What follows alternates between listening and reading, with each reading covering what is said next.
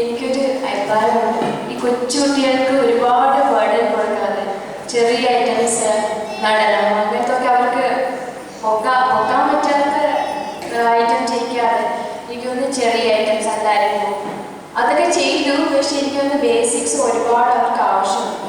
എന്നുവെച്ചാൽ ആര്യമണ്ഡലം, മുഴുമണ്ഡലം അവർക്കൊന്നും ആ ബാലൻസ് കിട്ടുന്നില്ല. അത് വീട് പോവാണ്. ആ സ്റ്റിഫ്നെസ്, മുദ്രാസനം പിടിക്കുന്നതിൽ ആ നീറ്റ്നെസ്സും അതൊക്കെ ഒരുപാട് ബേസിക്സ് ശ്രദ്ധിക്കേണ്ട കാര്യങ്ങളുണ്ട്.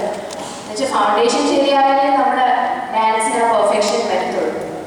അതുപോലെ തന്നെ ഈ മുദ്രാസനം പിടിക്കുമ്പോൾ എപ്പോഴും ശ്രദ്ധിക്കേണ്ട കാര്യമാണ് ഓടക്കുഴൽ പിടിക്കുന്നത്.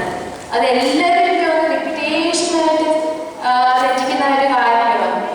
ഒന്നുകിൽ ഓടക്കുഴൽ കഴുത്തിൻ്റെ അവിടെ, അല്ലെങ്കിൽ കണ്ണിൻ്റെ അവിടെ, അങ്ങനെയൊക്കെ നമുക്ക് വായിക്കാൻ പറ്റുമോ? ഓടക്കുഴൽ കഴുത്തിൻ്റെ അവിടെ നമുക്ക് വായിക്കാൻ പറ്റുമോ? അതുപോലെ തന്നെ ഒന്നിനി പൊടിഞ്ഞിരിക്കും ഓടക്കുഴൽ. അപ്പോൾ അതൊക്കെ നിങ്ങൾക്ക് ഒരുപാട് സമയമുണ്ട്. പ്രാക്ടീസ് ചെയ്ത് ശരിയാക്കാനുള്ള ഒരുപാട് സമയമുണ്ട്. അതുകൊണ്ട് ഒരുപാട് പ്രാക്ടീസ് ചെയ്യണം. പിന്നെ അതിനൊരു ചെറിയ ടിപ്പ് പറഞ്ഞു, പ്രാക്ടീസ് ചെയ്യണ്ട. ഓക്കെ, ശ്രദ്ധിക്കുക. എല്ലാവരും ഉണ്ടെന്ന് തോന്നുന്നു. അപ്പോൾ അത് എപ്പോഴും മൈൻഡിൽ വയ്ക്കുക ആ ഒരു കാര്യം. എൻ്റെ ടീച്ചർ എനിക്ക് പറഞ്ഞു തരണം, ഞാൻ നിങ്ങൾക്കൂടെ പാസ് ചെയ്യും. ഞങ്ങൾ എൻ്റെ കലാമണ്ഡലം ശ്രീകലയായിരുന്നു. അവരൊരു അടവ് പഠിപ്പിക്കുമ്പോൾ ഒരു ബാച്ചിൽ ഒരുപാട് സ്റ്റുഡൻസ് കാണുമല്ലോ. അപ്പോൾ ഒരടവ് നമ്മൾ ഫസ്റ്റ് ഡേ ഒന്നും പഠിക്കത്തില്ല, ഒരിക്കലും പഠിക്കത്തില്ല. സെക്കൻഡ് ഡേ അല്ലെങ്കിൽ തേർഡ് ഡേ അത് പ്രാക്ടീസ് ചെയ്ത് വരുമ്പോൾ അവർ ചെയ്യും ആട്. അപ്പോൾ അതിൽ നിന്ന് ആ ബാച്ചിലെ സ്റ്റുഡൻസിന് പോയിന്റ് ഔട്ട് ചെയ്ത് കാണിക്കും, ഇന്ന സ്റ്റുഡൻറ്റ് നല്ലോണം ചെയ്തു. അത് എത്ര നല്ലതാണെന്ന് ചോദിച്ചാൽ ഇത്രയോ ഒരു ഫിംഗറിൽ ഇത്രയും കാണത്തുള്ളൂ. അതെല്ലാം പിള്ളേർക്ക് വളരെ എത്ര ഇങ്ങനെ നോക്കും, പക്ഷേ കാണത്തില്ല, ഇത്രയും മൈന്യൂട്ടായിട്ടേ കാണത്തുള്ളൂ.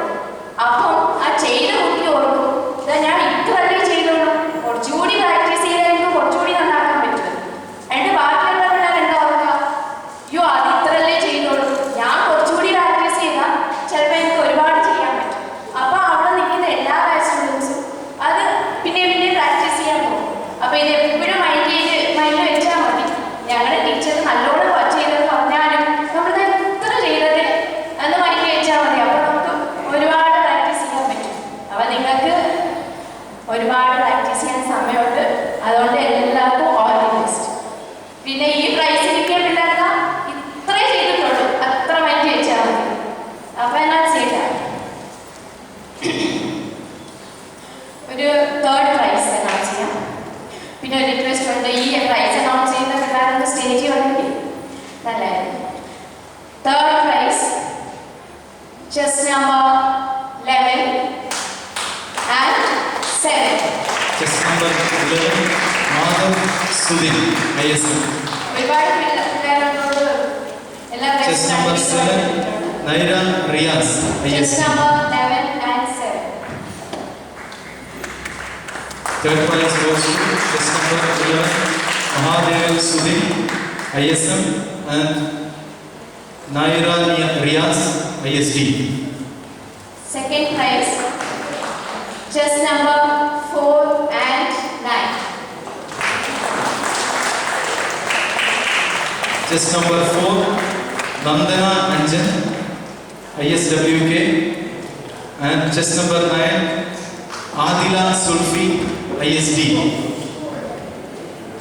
Second prize goes to chess number 4 Nandana Anjan ISWK and chess number 9 Adila Sulfi ISD.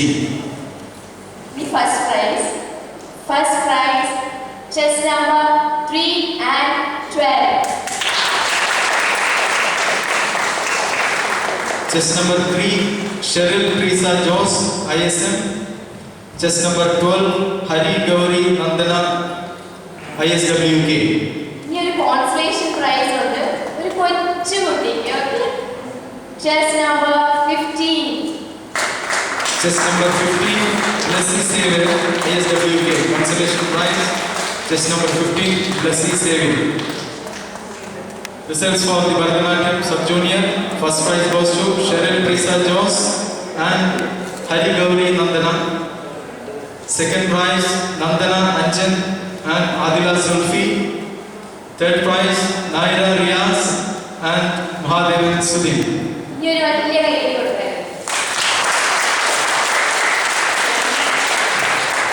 Prizes will be distributed during the Keralotsam Festival 14, 15, 16 of April at Manalanpuram during the Keralotsam Festival. മത്സരത്തിന്റെ സമ്മാനദാനം April 14, 15, 16 തീയതികളിൽ മാനന്തവാടിയിൽ വെച്ച് നടക്കുന്ന കേരളോത്സവം 2010 വെച്ച് നൽകുന്നതാണ്. Thank you.